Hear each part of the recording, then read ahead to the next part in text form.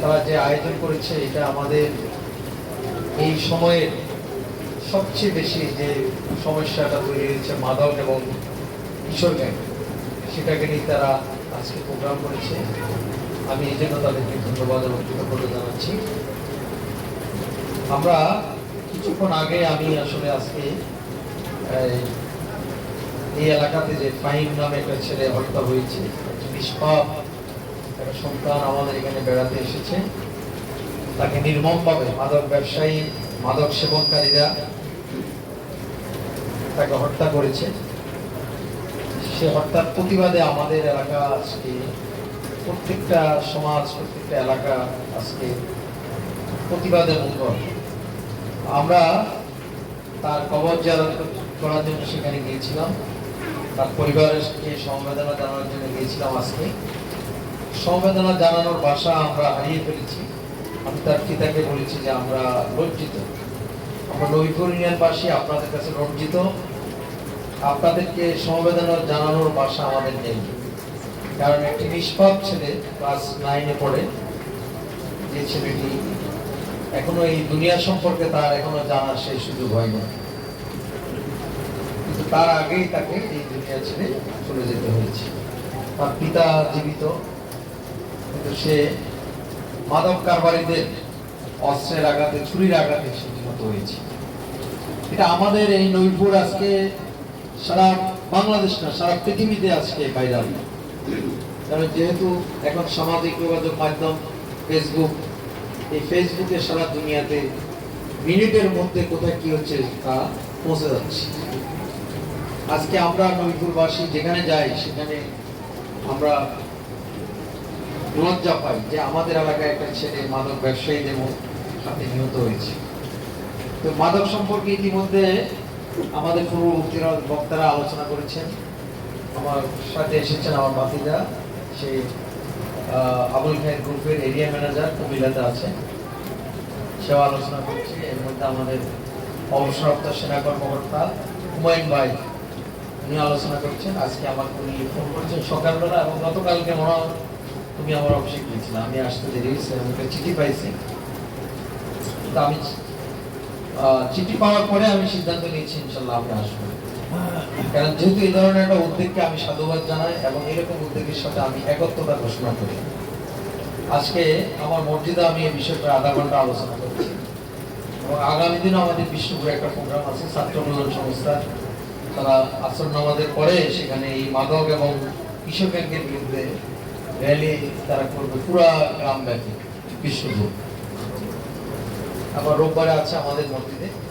এই যে একটা সচেতনতা শুরু হয়েছে, এটা একটা ভালো উদ্যোগ, কিন্তু সবচেয়ে বড় কথা হলো আমরা যদি মাদক এবং কিশোর গ্যাং মুক্ত সমাজ গড়তে হয়, তাহলে আমাদেরকে আগে পরিবার থেকে এবং সমাজ থেকে আমাদেরকে এটার বিরুদ্ধে সংগ্রাম তৈরি করতে হবে।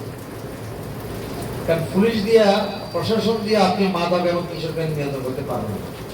প্রশাসন আস্তে আস্তে এখানে এরা থাকবো থাকবে না। আপনি দেখলেন যে এখানে কিশোর গ্যাং একসাথে ফোন করলেন, 999-এ ফোন করলেন, ওসি সাহেবকে ফোন করলেন, আমাকে ফোন করলেন, কিন্তু তারা আস্তে আস্তে কেউ থাকবে না, থাকবে। এখানে সবচেয়ে বিষয় হচ্ছে মাদক এবং কিশোর গ্যাং আজকে আমাদের সমাজকে উন্নয়ন এবং সুশাসন দুটাকে কিন্তু এই মাদক এবং কিশোর গ্যাংয়ের কারণে এটা ধ্বংস হয়ে যাচ্ছে। আপনি উন্নয়ন করে কি লাভ হবে যদি সমাজে শান্তি না থাকে, যদি পরিবারে শান্তি না থাকে, তাহলে এই উন্নয়নের লাভ আছে? এখানে উন্নয়ন এবং সুশাসন দুটাই কিন্তু ধ্বংস, মাদক এবং কিশোর গ্যাং। এটা আমাদের জন্য আজকে এত বেশি হুমকির সম্মুখীন। এইটাকে রোখাতে হলে আমাদের পরিবার থেকে আগে তাদেরকে নার্সিং করতে হবে। এই যে একটু আগে যে আমাদের সঞ্চালক কথা বলেছেন, শুধু শাসন করলে হবে না, তাদেরকে নার্সিং করতে হবে। আপনি পরিবারের ছেলে মেয়েদেরকে, আপনার ছেলেদেরকে আপনি সময় দিতে হবে, তাদের সাথে আলোচনা করতে হবে, সে কি করতে চায় তাকে জিজ্ঞাসা করতে হবে। সে খারাপ ছেলেদের সাথে মিশছে কিনা তাকে আপনি নার্সিং করতে হবে। সে কোথায় যাচ্ছে রাত্রে 12টা 1টা 2টা পর্যন্ত, কেন সে বাইরে থাকবে, এটা আপনি তাকে জিজ্ঞাসা করতে হবে। এটা আপনি জিজ্ঞাসা করলেন না, তার খোঁজখবর নিলেন না, তাকে উল্টা বকাবকি করলেন, এটা দিয়ে কিন্তু হবে না। তাকে আগে আপনি পরিবার সময় দিতে হবে, আপনি ফিদা হিসাবে ভাই হিসাবে তাকে সময় দিতে হবে, সময় দিয়ে তাকে জিজ্ঞাসা করতে হবে এবং তাকে বোঝাতে হবে, তাকে মানসিকভাবে আস্তে আস্তে এটা পরিহারের থেকে নিয়ে আসতে হবে। এটা যদি আমাদের পরিবার থেকে শুরু হয় তাহলে সমাজ কিন্তু আপনাকে সহযোগিতা করতে সহজ হবে।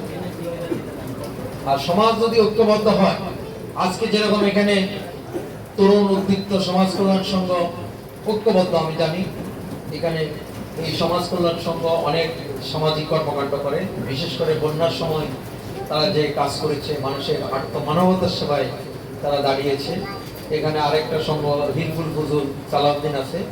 এই যে দুইটা গোপালপুর 1 নম্বর ওয়ার্ডে আমাদের 1 এবং 2 মিলে দুইটা ওয়ার্ডে হিলফুল ফুজুল এবং তরুণ সংঘ তারা যে মানবতার সেবায় কাজ করেছে, এরপরে তারা অনেক কাজ করেছে সামাজিক কাজ। এই কাজগুলো থাকার কারণে আজকে এই অঞ্চলে আমি মনে করি আমার কাছে বিষয় এমন কোনো রিপোর্ট নাই, একটা ছাড়া একটা নামে বিষয় আমার কাছে রিপোর্ট গেছে, প্রশাসনের কাছে রিপোর্ট গেছে। এই এলাকাতে একটা ছেলে মাদকের সাথে সম্পৃক্ত আছে, আমি নাম বললাম না, যদি থেকে থাকে অথবা তার গার্ডিয়ান থাকে আমি বলবো যে আপনাদের এই ছেলে সম্পর্কে প্রশাসনের কাছে নাম চলে গেছে, অলরেডি আমার টেবিলে তার নাম আছে। একটা ছেলের নাম শুধু আমি পাইছি, আমার কাছে তো 9টা ওয়ার্ডের তালিকা আছে, কে খায় কে বেচে কে তো আপনার কিশোর গ্যাং, এগুলো সব আছে। আমি অনুরোধ জানাবো, যে ছেলেটা এখানে নাম আছে আপনারা মনে হয় সবাই জানেন, কি জানেন আপনারা?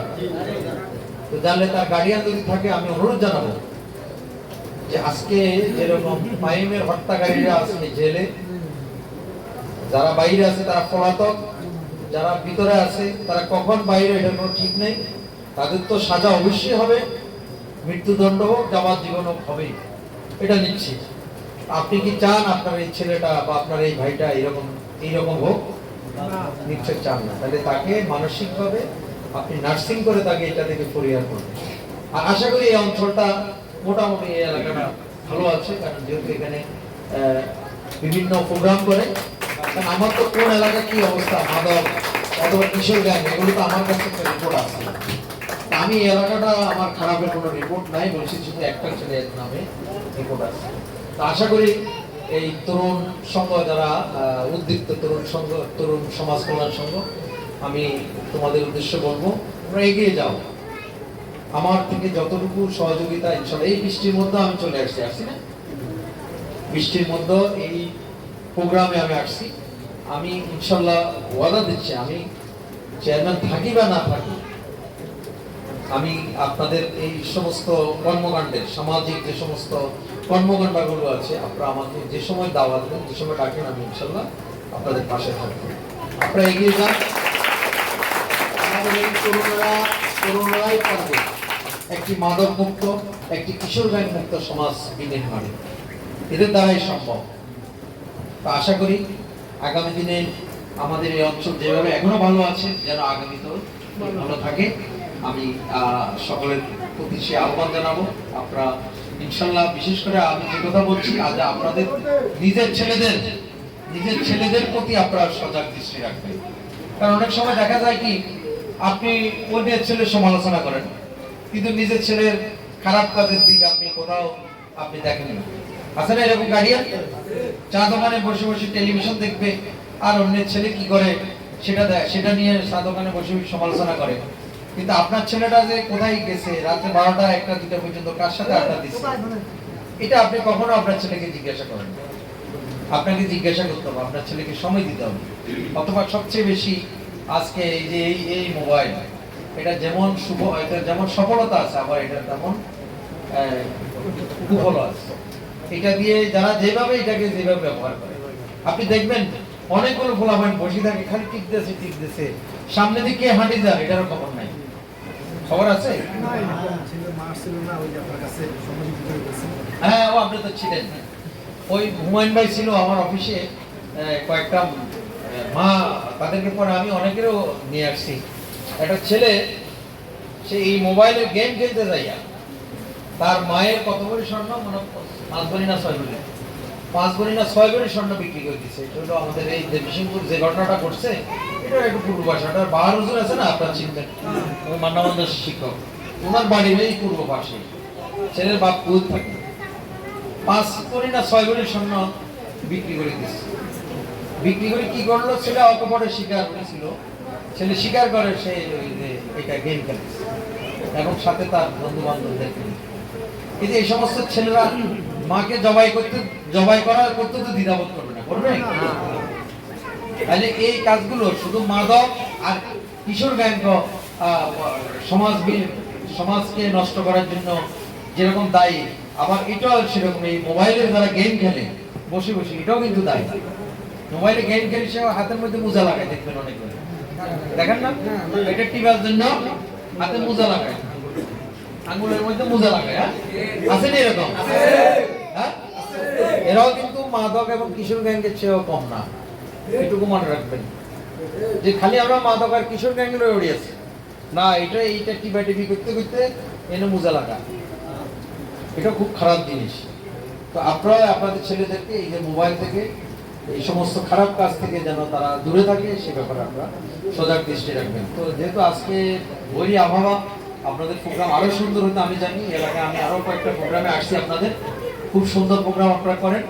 আজকেও আপনাদের প্রোগ্রাম আরো সুন্দর হতো, কিন্তু বৈরী আবহাওয়ার কারণে হয়তো তারপরে যতটুকু হয়েছে আমি মনে করি ভালোই যে আপনারা যে উদ্যোগ নিয়েছেন, এই উদ্যোগটা আমরা সাধুবাদ জানাই। আমরা ইউনিয়ন পরিষদের পক্ষ থেকে আপনাদেরকে আবারও ধন্যবাদ জানাবো এবং ভবিষ্যতে আপনাদের পাশে থাকবো।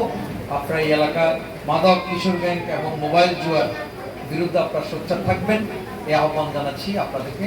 আমার বক্তব্য এখানে শেষ করছি। খুদা হাফেজ, আসসালামু আলাইকুম রহমতুল্লাহ।